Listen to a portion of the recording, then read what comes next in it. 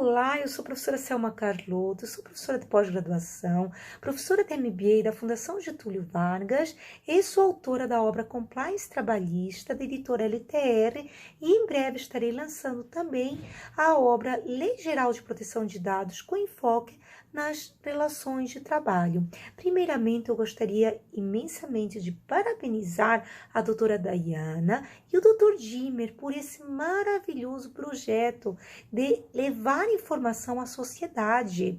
E me foi perguntado se é possível o trabalhador mudar de função dentro do estabelecimento. Primeiramente, quando falamos de alteração de contrato de trabalho, destaco que temos o artigo 468 da CLT. O artigo 468 da CLT dispõe que o contrato de trabalho poderá ser alterado por mútuo consentimento e ainda assim, desde que esta alteração não traga prejuízos para este trabalhador. Lembrando que o empregado ele é subordinado e muitas vezes ele acaba concordando para não perder o seu trabalho, o seu emprego, sua fonte de renda.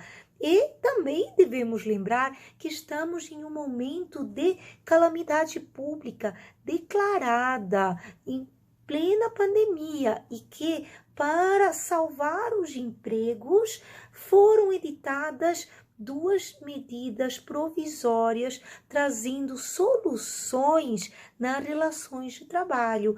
A primeira, a MP 927, que nos traz entre as soluções o teletrabalho, a antecipação de feriados, férias individuais e coletivas com regras flexibilizadas, banco de horas e temos também as opções ainda de redução, suspensão do contrato de trabalho, sendo a redução com a proporcionalidade entre o salário e a jornada e respeitada sempre a hora de trabalho. Mas quanto a essas alterações e principalmente quanto à mudança que me foi questionada, que é a mudança de função. A gente tem o jus variandi. O jus variandi está dentro do poder de direção do empregador, que na verdade é uma prerrogativa deste de dispor e organizar os contratos de trabalho no seu estabelecimento. E não vejo problema em um momento, principalmente que vivemos de pandemia, de calamidade pública declarado pelo Decreto Legislativo 6 de 2020, de haver uma mudança de função, mas desde que não haja o rebaixamento. Inclusive, a própria CLT, no artigo 468, parágrafo 1º, nos traz a reversão, que é quando o trabalhador tem um cargo de confiança. E nessa situação, dentro do poder diretivo, o jus variandi, que nos traz até a alteração aqui unilateral do contrato de trabalho, é possível mesmo retirar o cargo de confiança, mas o rebaixamento, ele é, em regra, abusivo, trazendo uma ofensa aos direitos de personalidade do trabalhador, que se vê muitas vezes humilhado, com dor, numa situação vexatória. Logo, o que devemos observar?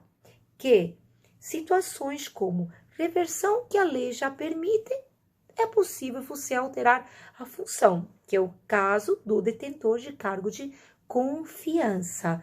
Se estivermos falando de outras funções, vamos ter cuidado para não ofender os direitos de personalidade. Se não houver esse ato abusivo, não vejo problema de, por exemplo, você tem um motorista, tem um vendedor, que são atividades que não temos como colocar em regime de teletrabalho, do trabalho remoto ou à distância por meio de ferramentas de comunicação e de tecnologia.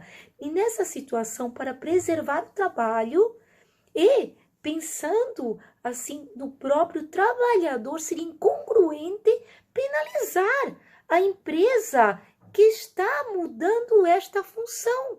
Vamos então colocar nessa situação, neste momento emergencial, um motorista, um vendedor, no escritório da sua casa, ajudando em teletrabalho, no home office. Não vejo problema nenhum. Como eu falei, com os limites que a gente tem, que são os limites constitucionais, principalmente a dignidade da pessoa humana, os valores sociais do trabalho. Então, não sendo um rebaixamento abusivo, eu entendo que não tem problema nenhum, mesmo não sendo hipótese de reversão. Inclusive, a própria medida provisória, quando nos traz as soluções trabalhistas nesta fase que a gente vive de direito emergencial, ela nos traz e flexibiliza regras que, por exemplo,